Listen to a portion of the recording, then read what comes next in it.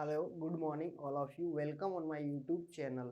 आज का जो हमारा टॉपिक है जिसके बारे में हम डिस्कस करने वाले हैं उसका नाम है इंटेलेक्चुअल डिसएबिलिटी। आपकी जो मेंटल हेल्थ नर्सिंग की जो बुक है साइकाइट्रिक नर्सिंग, उसमें ये यूनिट थर्ड में जो टॉपिक है एक एडोलसेंस का जो डिसऑर्डर होता है, चाइल्डहुड डिसऑर्डर्स होते हैं, उनका जो टॉपिक है उसके बारे में हम डिस्कस करेंगे इस वीडियो में।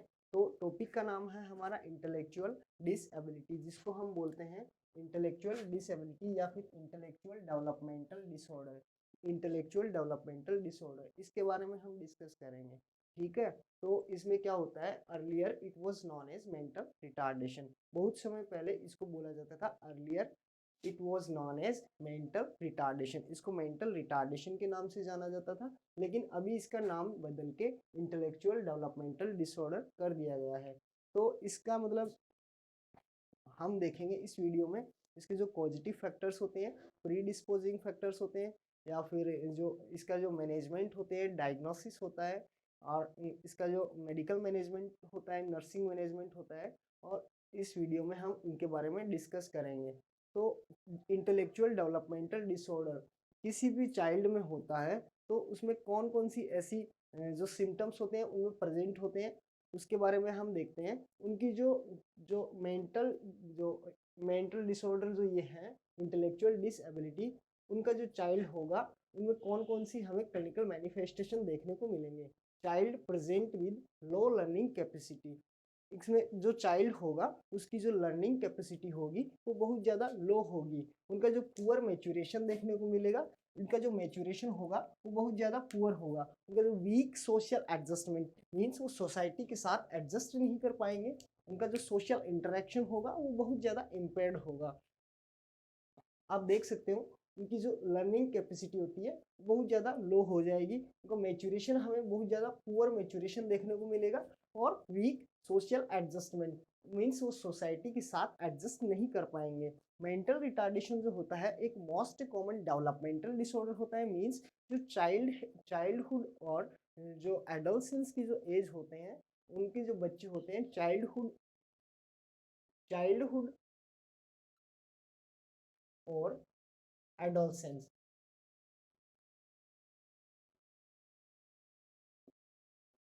इन दोनों की एज में जो बच्चे होते हैं उनमें मोस्ट कॉमन इनके जो साइन एंड सिम्टम्स हमें देखने को मिलते हैं।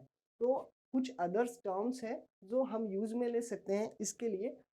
सम other terms are use for mental retardation और मेंटल डेफिशिएंसी, हम बोल सकते हैं किसी भी पर्सन में मेंटल रिटार्डेशन होगा तो हम उसको मेंटल डेफिशिएंसी बोल सकते हैं, मेंटल डिफेक्टिवनेस बोल सकते हैं, और मेंटल हैंडीकैप्ड बोल सकते हैं। आप इनमें से कोई भी टर्म्स यूज कर सकते हो, मेंटल डिफेक्टिवनेस, मेंटल हैंडीकैप और मेंटल डेफिशिएंसी। इसकी डेफिनेशन की अगर हम बात करें, इंटेलेक्चुअल जो डिसेबिलिटी होती है या फिर जो इंटेलेक्चुअल डेवलपमेंटल डिसऑर्डर होता है, इंटेलेक्चुअल डेवलपमेंटल डिसऑर्डर होता है, इंटेलेक्चुअल डेवलपमेंटल डिसऑर्डर की डेफिनेशन की अगर हम बात करें तो इसकी डेफिनेशन हम देखते हैं, it refers to the disorder with onset during developmental period. एक ऐसा डिसऑर्डर है जो onset during developmental period means जो चाइल्डहुड और एडोलसेंस की जो एज होती है उनमें इसके साइन एंड सिम्टम्स हमें देखने को मिलते हैं। Period that include adaptive and intellectual deficit means जो चाइल्ड हो गए उनकी जो एबिलिटी होगी, एडप्टिव फंक्शंस होंगे, एडप्टिव फंक्शंस और इंटेलेक्चुअल जो एबिलिटीज होगी उनमें डेफिसिट मिलेगा।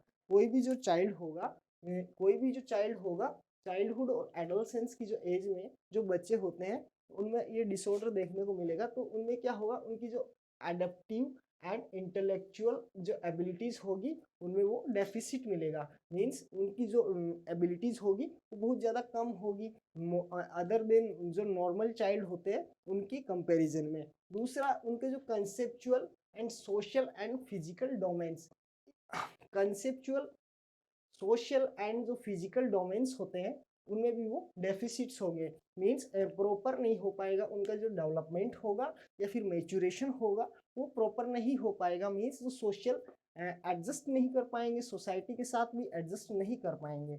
दूसरी चीज़ अगर हम देखें, अडप्टिव फंक्शंस कौन से होते हैं, मैंने यहाँ पे जो टर्म यूज़ की है adaptive and intellectual deficit, means जो अडप्टिव जो टर्म्स होती है, अडप्टिव फंक्शंस कौन से होते हैं इनके बारे में हम देखें। अडप्टिव फंक्शंस की अगर हम बात करें तो यहाँ पे मैंने लिखा है adaptive functions. Adaptive functions refers to the person, देख सकते हो आप, adaptive functions refers to the person ability to adapt the requirement, adapt the requirement of daily life. हमारी जो डेली लाइफ की जो एक्टिविटीज होती है उनकी रिक्वायरमेंट के हिसाब से जो हमारी जो एबिलिटीज होती है उनको हम अडप्टिव फंक्शंस बोलते हैं, जो हमारे इन्वायरमेंट से अडप्ट करते हैं। और एक्सपेक्टेशन होती है, कुछ एक्सपेक्टेशन होती है, इस जो एक्सपेक्टेशन होती है वो हम हमारे जो कल्चरल ग्रुप है या फिर एज ग्रुप है उनसे उनसे कुछ एक्सपेक्टेशन होती है। मीन्स कहने का मतलब ये है, वो जो बच्चे होंगे, मीन्स जो 3 साल का जो बच्चा होगा वो 1 साल के बच्चे के जैसे बिहेव करेगा, और जो 5 साल का जो बच्चा होगा वो 2 साल के बच्चे के जैसे बिहेव करेगा। ऐसे में हम देखते हैं उनकी जो एडेप्टिव फंक्शंस होते हैं और requirement of daily living activities वो डेफिसिट हो जाती है। उनकी जो एक्सपेक्टेशन, उनके जो एज ग्रुप से जो हम एक्सपेक्टेशन होता है वो एक्सपेक्टेशन पूरी नहीं हो पाती है। मीन्स हम देखते हैं जो मतलब इसका कहने का मतलब ये है, उनका जो उनकी जो डेवलपमेंट होगा वो एज के अकॉर्डिंग नहीं होगा। मीन्स जो 7 ईयर के बच्चों का जितना डेवलपमेंट होना चाहिए प्रॉपर डेवलपमेंट नहीं हो पाता है। इस वजह से उनकी जो एडेप्टिव फंक्शनिंग होती है वो डिक्रीज रहती है। तो आईक्यू निकालने का एक फॉर्मूला होता है, आईक्यू निकालने का एक फॉर्मूला होता है जिसमें हम देखते हैं mental age upon chronological age. IQ is equal to mental age upon chronological age. तो इसके जो कुछ प्रीडिस्पोजिंग फैक्टर्स होते हैं, इस वजह से ये होता है इंटेलेक्चुअल डिसएबिलिटी का जो डिसऑर्डर होता है, इंटेलेक्चुअल डेवलपमेंटल डिसऑर्डर या फिर मेंटल रिटार्डेशन, एमआर बोलते हैं इसको शॉर्ट में। तो ये कौन कौन से ऐसे फैक्टर्स हैं जिनकी वजह से ये कोज होता है। तो हम कुछ जेनेटिक फैक्टर्स होते हैं, कुछ पेरीनेटल एंड पेरीनेटल फैक्टर्स होते हैं। अगर हम बात करें जेनेटिक फैक्टर की अगर हम बात करें तो सबसे पहले जेनेटिक फैक्टर में आएगा क्रोमोसोमल डिसऑर्डर्स। जेनेटिक फैक्टर्स में कुछ क्रोमोसोमल डिसऑर्डर्स होते हैं, जिसमें पहला वन, जो फर्स्ट वन होगा वो डाउन सिंड्रोम है। डाउन सिंड्रोम क्या होता है, इसमें जो अपना जो ट्राइसोमी 21, अपना जो 21 जो क्रोमोसोम है उसकी ट्राइसोमी हो जाती है। फिर जो एक फ्रेजाइल एक्स सिंड्रोम है, ये भी मोस्ट कॉमन हमें फीमेल्स में देखने को मिलता है। और मोस्ट कॉमन ये जो डिसऑर्डर है फ्रेजाइल एक्स सिंड्रोम, इसकी वजह से मेंटल रिटार्डेशन हमें देखने को मिलता है। आप एक चीज ध्यान में रखना, जो मेंटल रिटार्डेशन होता है वो फीमेल्स में कम होता है और मेल्स में ज्यादा देखने को मिलता है हमें। और उसके बाद अगर हम देखें कुछ परीनेटल एंड पेरीनेटल फैक्टर्स होते हैं, जैसे फीटल माल न्यूट्रिशन। कोई भी फीटल माल न्यूट्रिशन की कंडीशन में हो सकता है ये। वो फीटल क्या होता है, कोई भी जो बेबी होता है वो अपनी मम्मी के, अपनी जो मदर होती है मम्मी के जो यूट्रस में होता है, उनका जो न्यूट्रिशन, प्रॉपर न्यूट्रिशन नहीं मिल पाता है, जिसकी वजह से भी ये हो सकता है। और इन्फेक्शन हो गया, कोई भी इन्फेक्शन हो सकता है, जैसे टॉर्च इन्फेक्शन, इनकी वजह से भी ये हो सकता है। कुछ भी किसी भी टाइप का इन्फेक्शन हो सकता है जिसकी वजह से ये हो सकता है। दूसरी कंडीशन हम देखें प्लेसेंटा प्रीविया, इसकी वजह प्लेसेंटा प्रीविया की वजह से भी इंटेलेक्चुअल डिसएबिलिटी हमें देखने को मिल सकती है। एक होता है जो प्री मेच्योर सेपरेशन होता है, pre mature separation of placenta. Means placenta अभी तक मेच्योर नहीं हुई है, मेच्योर होने से पहले उसको सेपरेट कर दिया जाता है, जिस वजह से इंटेलेक्चुअल डिसएबिलिटी हमें देखने को मिल सकती है। कोई भी मैटरनल इलनेस और कॉम्प्लिकेशन की वजह से देखने को मिल सकता है। मैटरनल इलनेस और कॉम्प्लिकेशन, किसी भी प्रकार का कॉम्प्लिकेशन हो सकता है। मीन्स मदर को कोई भी डिजीज कंडीशन हो सकती है, कोई इन्फेक्शन हो सकता है, कोई भी इन्फेक्शन के थ्रू कोई कॉम्प्लिकेशन हो सकता है। At the time of delivery उनको कोई कॉम्प्लिकेशन हो सकता है, जिनकी वजह से हमें इंटेलेक्चुअल डिसएबिलिटी देखने को मिलती है। अगर हम developmental characteristics bye degree of severity के अकॉर्डिंग देखें तो जो माइल्ड आईक्यू होता है, मॉडरेट आईक्यू होता है, मॉडरेट जो होता है, सीवियर होता है, प्रोफाउंड होता है, 4 टाइप्स के हमारे मेंटल रिटार्डेशन में इनके जो कैरेक्टरिस्टिक्स के अकॉर्डिंग इसको हम 4 टाइप्स में डिवाइड कर सकते हैं, mild, moderate and severe and profound. जो माइल्ड होता है, जिनका भी जो माइल्ड होता है, माइल्ड में उनका आईक्यू लेवल जो माइल्ड, जिनमें माइल्ड रिटार्डेशन होता है, माइल्ड मेंटल रिटार्डेशन होता है, उन बच्चों का जो IQ लेवल होता है आप देख सकते हो 50 to 70 होता है। 50 to 70 IQ लेवल के साथ वो क्या करते हैं, capable to independent living, independently रह सकते हैं। अपनी जो सेल्फ केयर एक्टिविटीज होती है, अपनी जो डेली लाइफ की जो एक्टिविटीज होती है, उनको वो परफॉर्म कर सकते हैं इंडिपेंडेंटली। आप देख सकते हो इंडिपेंडेंटली रह सकते हैं वो। दूसरी कंडीशन जो हमारे सामने निकल के आती है मॉडरेट। मॉडरेट की अगर हम बात करें तो मॉडरेट IQ लेवल जिनका होता है वो IQ लेवल होता है 35 टू 49। उनका जो IQ लेवल होता है 35 टू 49। याद रखना जो नॉर्मल जो IQ लेवल होता है, नॉर्मल जो होता है वो 90 टू 109 होता है। और इनका जो मॉडरेट होता है, मॉडरेट का 35 टू 49 होता है। ये क्या करेंगे, परफॉर्म सम एक्टिविटीज इंडिपेंडेंटली। कुछ एक्टिविटीज होती हैं जिनको वो इंडिपेंडेंटली परफॉर्म कर सकते हैं, लेकिन कुछ ही ऐसी एक्टिविटीज होती है जिनको वो परफॉर्म कर सकते हैं, बाकी सारी एक्टिविटीज परफॉर्म नहीं कर सकते। याद रखना इनको हम जो माइल्ड होते हैं, माइल्ड को हम 6th क्लास तक एजुकेशन दे सकते हैं। उसके बाद बहुत डिफिकल्टी होगी एजुकेशन देने में। इनको भी हम एजुकेट कर सकते हैं 6th क्लास तक इंडिपेंडेंटली, ये कुछ एक्टिविटीज परफॉर्म कर सकते हैं।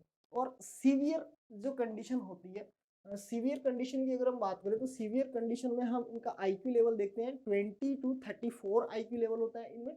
और may be trained by some hygienic skills, कुछ हाइजेनिक जो स्किल्स होगी, जैसे टॉयलेट ट्रेनिंग होगी, यूरिन पास आउट करने की उनको ट्रेनिंग देंगे, जिसके थ्रू हम उनको ट्रेन कर सकते हैं। मीन्स जो सीवियर कंडीशन में होगा वो ट्रेनेबल होगा, मतलब ट्रेन कर सकते हैं उनको हाइजेनिक स्किल से या फिर कुछ और अलग स्किल से उनको ट्रेन कर सकते हैं।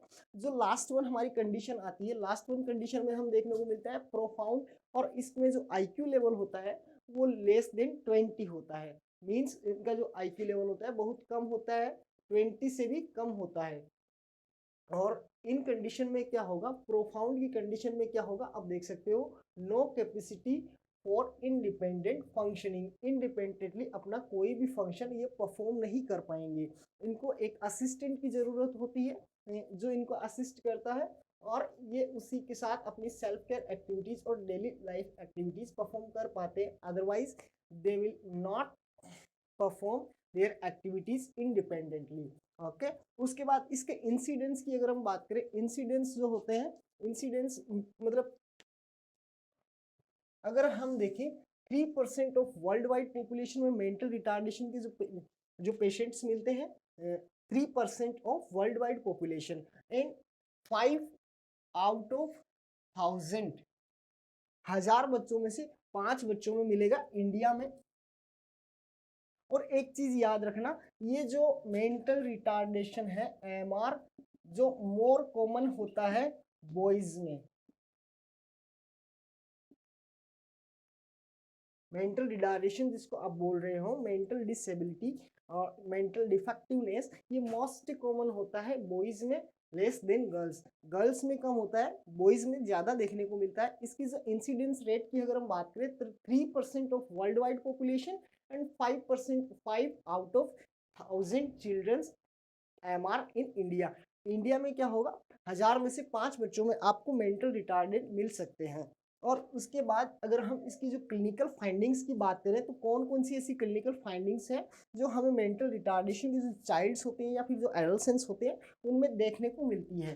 तो फर्स्ट वन अगर हम देखें, इसकी एक ट्रिक है 5D सिम्टम्स। हमें 5D सिम्टम्स देखने को मिलेंगे।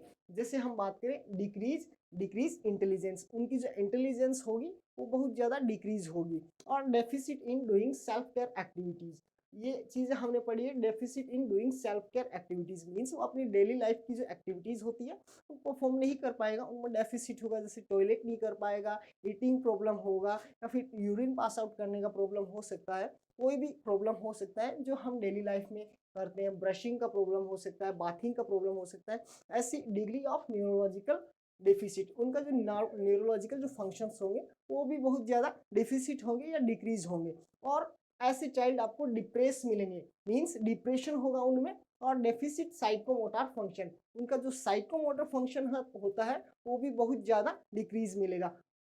तो ये हो गए 5D सिम्टम्स। आप देख सकते हो, डिक्रीज इंटेलिजेंस, उनकी जो इंटेलिजेंस होगी बहुत ज़्यादा कम होगी। और deficit in doing self care activities, उनकी जो सेल्फ केयर एक्टिविटीज़ होगी वो ज़्यादा डिक्रीज होगी या फिर डेफिसिट होगी। और उनको डिग्री ऑफ न्यूरोलॉजिकल डेफिसिट, और न्यूरोलॉजिकल जो फंक्शन होता है वो भी बहुत ज़्यादा वीक मिलेगा। और डिप्रेशन मिलेंगे, ऐसे जो चाइल्ड्स होते हैं वो डिप्रेशन में मिलेंगे। डिफिसिट साइकोमोटर फंक्शन, उनका जो साइकोमोटर फंक्शन होता है वो भी डेफिसिट मिलेगा। अदर फीचर्स की अगर हम बात करें तो अदर फीचर्स कौन कौन से हो सकते हैं, आप देख सकते हो, failure to achievement of developmental milestone, उनका जो डेवलपमेंटल माइलस्टोन्स को अचीव करने की जो कैपेसिटी होगी वो फेलियर हो जाएंगे उसमें। मींस इस लाइन का मतलब समझना आप, failure to achievement of developmental milestone means उनका जो डेवलपमेंटल माइलस्टोन है वो वहां तक रीच नहीं कर पाएंगे, वहां तक नहीं पहुंच पाएंगे। मींस आप देख सकते हो, कोई भी जो 7 ईयर का कोई होगा बेबी, 7 ईयर का कोई चाइल्ड होगा, उससे हम जितनी एक्सपेक्टेशन रख सकते हैं वो उतनी एक्सपेक्टेशन पे वर्क नहीं कर पाएगा। मीन्स उनका जो डेवलपमेंट होगा वो 7 ईयर की बेबी के जितना नहीं होगा, 7 ईयर की चाइल्ड के जितना नहीं होगा। अगर कोई 3 साल का जो बच्चा होता है उनसे हम जितनी एक्सपेक्टेशन रखते हैं उतना वो नहीं कर पाएगा। मीन्स उनका जो फेलियर हो गया, वो उनकी जो डेवलपमेंटल माइलस्टोन्स होते हैं उनको अचीव करने में फेल हो जाता है। उनकी जो फीडिंग होती है बहुत ज़्यादा पुअर होती है। तो मेंटल रिटार्डेशन से जो चाइल्ड सफ़र करते हैं उनमें पुअर फीडिंग देखने को मिलता है। आप देख सकते हो, पुअर फीडिंग देख सकते हो, पुअर फीडिंग होगी तो वेट भी उनका बहुत ज़्यादा कम होगा। मीन्स पुअर वेट गेन देखने को मिलेगा। अगर फीडिंग प्रॉपर नहीं होगी तो वेट कहाँ से गेन होगा। उनको पुअर मदर चाइल्ड इंटरेक्शन, ये तो मैंने पहले ही बोला था, उनका सोसाइटी में कोई इतना वो इंटरेस्ट नहीं होता है। तो आप देख सकते हो पुअर मदर चाइल्ड इंटरेक्शन। और उनकी जो delayed speech language and development, उनकी जो स्पीच और लैंग्वेज का जो डेवलपमेंट होगा वो नहीं कर पाएगा। मींस कम्युनिकेशन भी पूरा का पूरा डेफिसिट होगा। जो वर्बल और नॉन वर्बल जो कम्युनिकेशन होगा वो भी कॉम्प्रोमाइज हो जाएगा एकदम से। और शॉर्ट अटेंशन स्पान, वो किसी चीज़ पे फोकस नहीं कर पाएंगे, अटेंशन नहीं दे पाएंगे, जिसकी वजह से उनका जो अटेंशन स्पान होता है वो बहुत ज़्यादा डिक्रीज हो जाता है। उसके बाद अगर हम बात करें कंडीशन जो हमारे सामने आती है डायग्नोसिस, ऐसे जो चाइल्ड होंगे या फिर एडोलसेंस होंगे उनको हम डायग्नोस कैसे करेंगे कि भाई ये मतलब ये जो चाइल्ड है ये एमआर का है, इनमें मेंटल डिसेबिलिटी प्रेजेंट है, ऐसे हम कैसे पता करेंगे। जो कोई भी जो चाइल्ड हमारे पास आएगा उसके बारे में हम पता कैसे लगाएंगे कि ये जो चाइल्ड है वो मेंटल रिटार्डेशन का जो पेशेंट है। तो उसके लिए कुछ टेस्ट करवाने होते हैं। आप सबसे पहले उसकी साइकेट्रिक हिस्ट्री कलेक्शन करना। मीन्स जो साइकेट्रिक हिस्ट्री का मतलब होता है उनको कोई भी पहले से कोई साइकेट्रिक्स जो प्रॉब्लम है वो तो नहीं है, ऐसे आप चेक करोगे। और physical examination and neurological examination करवाएंगे। फिजिकल एग्जामिनेशन न्यूरोलॉजिकल एग्जामिनेशन भी बहुत ज़रूरी होता है। दूसरी बात, उनका आईक्यू टेस्ट करेंगे, उनका आईक्यू कितना है। आईक्यू निकालने का जो फॉर्मूला होता है मैंने पहले भी बताया था, mental age upon chronological as. ये जो आईक्यू निकालने का फॉर्मूला होता है, आईक्यू टेस्टिंग करेंगे, उनका एमआरआई करवाएंगे, ईईजी करवाएंगे, सीएसएफ एग्जामिनेशन जो सेरिब्रल स्पाइनल फ्लूइड होता है उसका एग्जामिनेशन करवाएंगे। और ट्रीटमेंट की अगर हम बात करें तो ऐसे मतलब कौन कौन सी जो थेरेपीज होंगी जिनसे उनका ट्रीटमेंट हम कर पाएंगे, या फिर जो मेंटल रिटार्डेशन होगा मेंटल रिटार्डेशन को हम ट्रीट कर पाएंगे, उनका जो मैनेजमेंट होता है मैनेजमेंट हम कर पाएंगे। तो मैनेजमेंट की अगर हम बात करें या फिर ट्रीटमेंट के बारे में देखें तो आप देख सकते हो बिहेवियरल मैनेजमेंट बहुत ज़रूरी होता है। हम उनको बिहेवियर सिखाएंगे, कैसे रहना है, कैसे मतलब बात करनी है, उनका जो कम्युनिकेशन होता है कम्युनिकेशन में ट्रेन करवाएंगे उनको, बिहेवियरल मैनेजमेंट करवाएंगे उनका। Monitor the child developmental needs and problem, monitor करना है चाइल्ड्स की जो डेवलपमेंटल नीड्स होती है उनको मॉनिटर करेंगे। और प्रॉब्लम्स, कौन कौन सी प्रॉब्लम्स वो फेस कर रहे हैं उन प्रॉब्लम्स को हम मॉनिटर करेंगे। Monitor the child developmental needs and problems, उनकी जो प्रॉब्लम्स होगी प्रॉब्लम्स को हम पता लगाएंगे कि कौन कौन सी ऐसी प्रॉब्लम्स ये सफ़र कर रहे हैं, या उनकी डेवलपमेंटल नीड्स, उनकी कौन कौन सी नीड्स है उनके बारे में पता लगाएंगे। उसके बाद एनवायरमेंटल सुपरविजन में रखेंगे। उनको एनवायरमेंटल सुपरविजन में रखना बहुत जरूरी होता है। ऐसे जो मेंटल रिटार्डेशन के पेशेंट्स होते हैं, जो चाइल्ड्स होते हैं, एडोलसेंट्स होते हैं, उनको एनवायरमेंटल सुपरविजन में रखेंगे और उनको ऐसे प्रोग्राम हम अटेंड करवाएंगे। आप देख सकते हो, program that maximize speech language and development and social self care. ऐसे ऐसे प्रोग्राम उनको अटेंड करवाएंगे हम, जिनमें उनको सिखाया जाएगा स्पीच एंड उनकी जो लैंग्वेज जो एबिलिटीज़ होती हैं उनमें इम्प्रूवमेंट करवाने के लिए उनको ऐसे प्रोग्राम अटेंड करेंगे, जिनमें उसका जो सोशल उनकी जो सेल्फ केयर एक्टिविटीज़ होगी उनको इम्प्रूव करवाया जाएगा। उसके बाद अगर हम बात करें तो नर्सिंग इंटरवेंशन आता है। इसका जो नर्सिंग मैनेजमेंट होता है, नर्सिंग इंटरवेंशन, उसको हम कैसे करेंगे, तो हम देखते हैं सबसे पहले जो इसमें लिखा हुआ है, provide safe environment to prevent risk for injury. जो मेंटल रिटार्डेशन के जो पेशेंट होंगे उनको इंजरी के रिस्क बहुत ज़्यादा होंगे, तो उनको एक प्रोवाइड करना है, एक सेफ एनवायरनमेंट उनको प्रोवाइड करेंगे, जिसकी वजह से उनमें होने वाली जो इंजरीज होने वाली है उनसे उनको प्रिवेंट करवाया जा सके। तो हम सबसे पहले लिखेंगे प्रोवाइड सेफ इन्वायरमेंट। उनको एक सेफ इन्वायरमेंट प्रोवाइड करेंगे जिनसे उनको इंजरीज से प्रिवेंट करवाया जा सके। जो मेंटल रिटार्डेड जो चाइल्ड एंड एडोलसेंट्स होते हैं उनको इंजरीज से प्रिवेंट करवाने के लिए हम उनको प्रोवाइड सेल्फ एनवायरमेंट, उनको सेफ एनवायरमेंट प्रोवाइड करेंगे। उसके बाद क्या करेंगे, assist self care activities involve family members. उनके जो सेल्फ केयर एक्टिविटीज़ होती है, डेली लाइफ की जो एक्टिविटीज़ होती है, उनको असिस्ट करवाने के लिए उनको टीच करेंगे और असिस्ट करेंगे उनकी सेल्फ केयर एक्टिविटीज़ को, और उनके जो फैमिली मेम्बर्स होते हैं उनको भी इन्वॉल्व करेंगे। उनको ट्रेन करेंगे वर्बल कम्युनिकेशन के लिए एंड सोशल इंटरेक्शन के लिए एंड वर्बल कम्युनिकेशन के लिए। उनको हम वर्बल जो कम्युनिकेशन है तो उनके लिए हम उनको ट्रेन करेंगे, ट्रेनिंग देंगे उनको हाउ टू टॉक, कैसे बात करनी है, अपना बिहेव कैसे करना है, और सोसाइटी में इंटरेक्ट कैसे करना है, how to interact in society, in the peoples of society के जो पर्सन्स होते हैं उनके साथ कैसे बातें करनी है, उनको सिखाना है, उनको ट्रेन करना है। जो मेंटल रिटार्डेड जो होंगे, मेंटल रिटार्डेड जो जितने भी जो चाइल्ड एंड जो एडोलसेंट्स होंगे उनको बताना है how to talk and how to interact in society. Verbal communication में उनको ट्रेन करेंगे एंड सोशल इंटरेक्शन में उनको ट्रेन करेंगे। और नर्स क्या करेगी, council and educate the parents about disease process. Council करेंगे एंड काउंसलिंग करेंगे, उनके जो पेरेंट्स होंगे उनकी काउंसलिंग करेंगे और उनको सिखाएंगे, उनको डिजीज कंडीशन के बारे में एजुकेशन प्रोवाइड करेंगे। Council and educate the parents about disease process. जो मेंटल रिटार्डेशन की जो डिजीज की जो प्रोसेस है उनके बारे में उनको काउंसिल करेंगे और सिखाएंगे। Teach the child adaptive skills. उनकी जो एडप्टिव स्किल्स हमने फर्स्ट टाइम डिस्कस किया था, एडप्टिव स्किल्स जो हम अडप्ट करते हैं हमारी एज ग्रुप से, हमारी जो एक्सपेक्टेशन होती है, जैसे ईटिंग, ड्रेसिंग एंड टॉयलेटिंग, ये जो जिस एज ग्रुप में हो जाना चाहिए उस एज ग्रुप में उनको सिखाएंगे। Teach the child adaptive skills, eating, dressing and toileting, और जो और भी कोई स्किल्स होती है, ब्रशिंग वगैरह वगैरह, उनको सिखाएंगे। और उनको बिहेवियरल थेरेपी देंगे, सोशल स्किल्स की ट्रेनिंग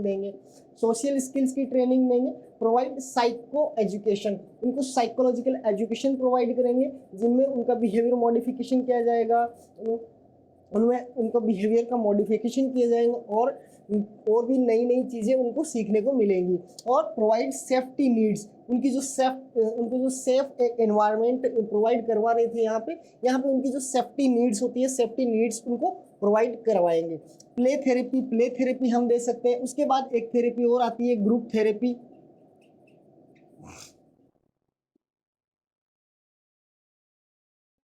ग्रुप थेरेपी हम प्रोवाइड करवा सकते हैं, जिनकी वजह से हम चाइल्ड को ट्रीट कर सकते हैं।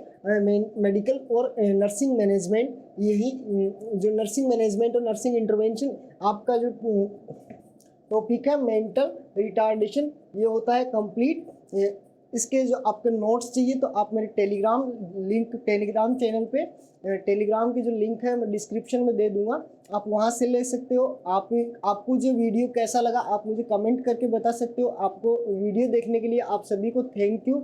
आप मेरे जो नर्सिंग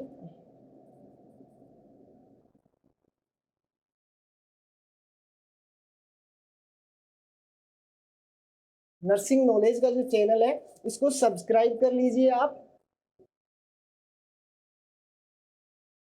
और बेल आइकन को दबाना ना भूलें।